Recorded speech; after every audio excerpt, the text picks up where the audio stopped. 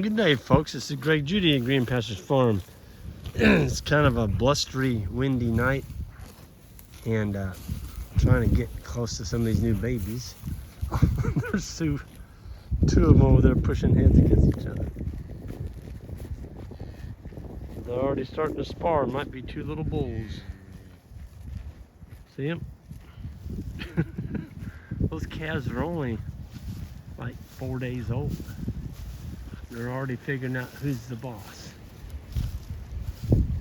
I've never seen them quite that young going, establishing who's going to be the king of the hill. Now they're just playing. There's nothing like watching babies run around and play, kicking their feet up in the air. You know they're getting a good dose of milk, and if they're not running around playing, kicking up their feet, they may not be getting enough to eat. Cow may not be, giving enough milk or whatever. Boy, this little bull calf, he's getting everything he needs. Man, look at that.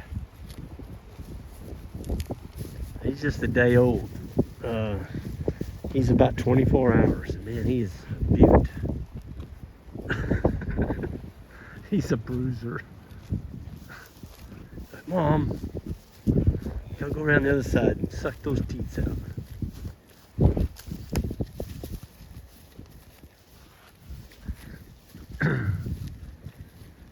Sure is nice to be back grazing again, though. My goodness, the grass is still, still not what I like. It's not as tall as I like, but it's up there between 6 and 8 inches when we turned in here tonight, and we're going with it. The boys are just giving half a bale.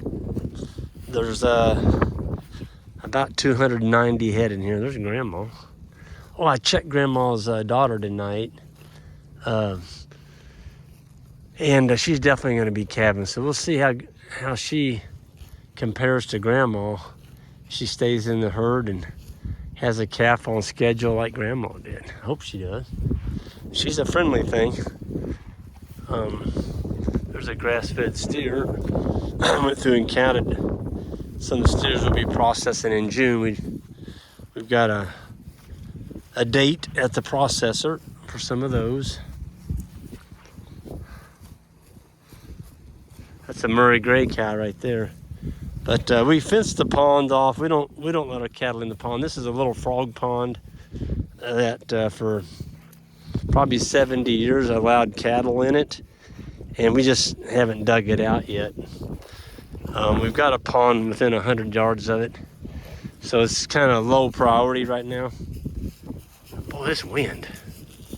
I'm trying to block it, folks. I got my coat opened up, but pretty tough to block all of it. I think we're at, tonight we were at 17 calves, and we all made a bet what we'd be at it within a week.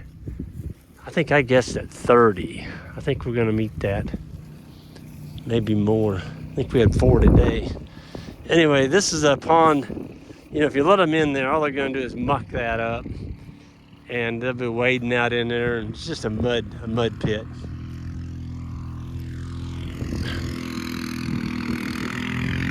There goes the boys, getting the mineral feeder caught up. It was so wet. It rained all day yesterday. We just take the mineral away from them for a day. But they're gonna go down and park it by that water tank. Got some rock, and it's pretty solid right down there. So I don't like leaving the mineral away from the cows in the springtime for any length of period. You're just asking for trouble, especially with what they call grass staggers. It's a magnesium deficiency. The grass is low in mag, and they can actually, I haven't had any do it for a good while. We had one last year.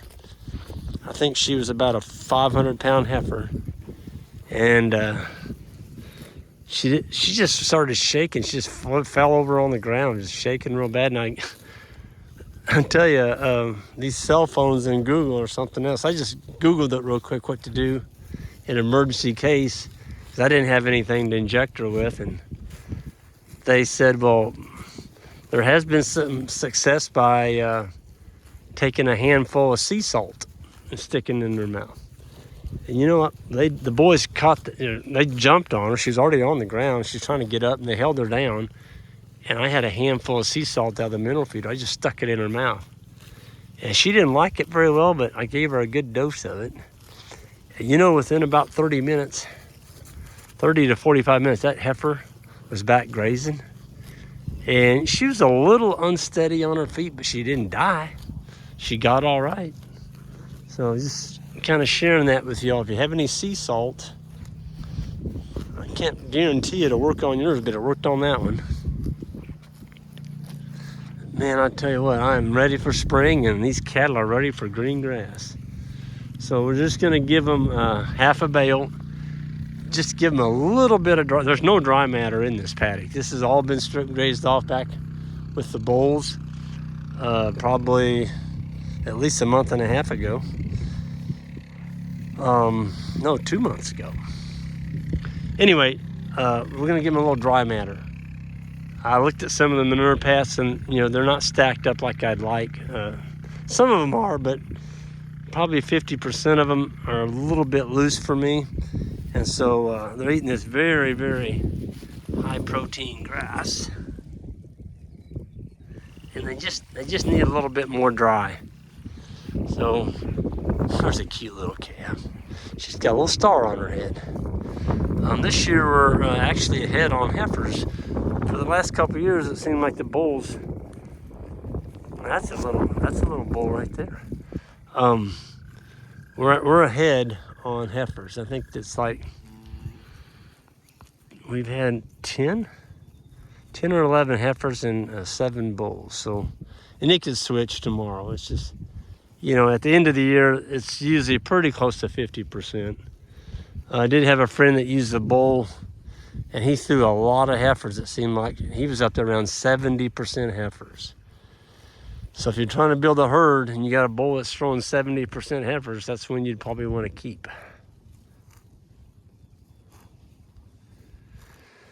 These cows are doing good. They're happy. There's nothing bawling. They're just chowing down. You hear every now and then, that's a cow calling to her calf. Boy, there's a pretty calf down there. He's got a little white face. He's a beaut. Or she, that's a little heifer calf. I just can't say enough good about our pair of interns we have and Isaac. Isaac has really been superior in teaching and leading these young men. They all seem to get along so well, and Isaac's just a very patient, humble teacher. If he sees you doing something wrong, he'll come up and he doesn't chew you out. He just, says you might want to do it this way, or he's just a very humble person. And I'm so thankful that as Isaac is our full-time employee, and he sure makes the farm hum along. That's for darn sure. And Ike and David, our interns, are just awesome. Ike just stepped in about 2 weeks ago for Connor, and he's a good one. He's going to make a fine farm manager for someone.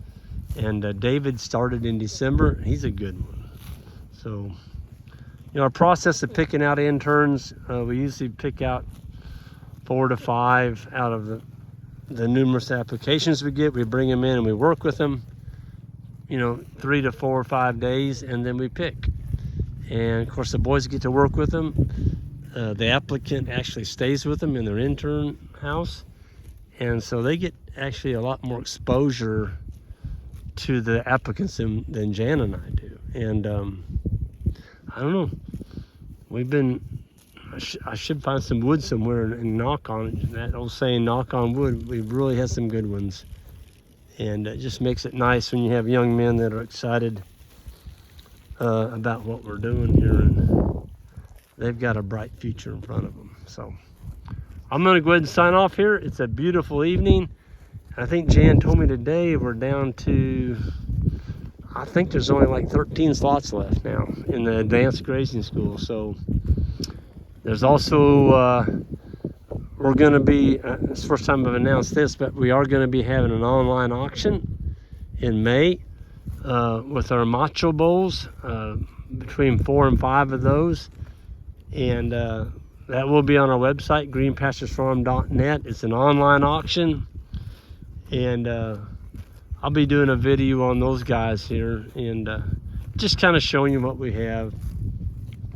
The machos are the best bulls of these are coming 3-year-olds.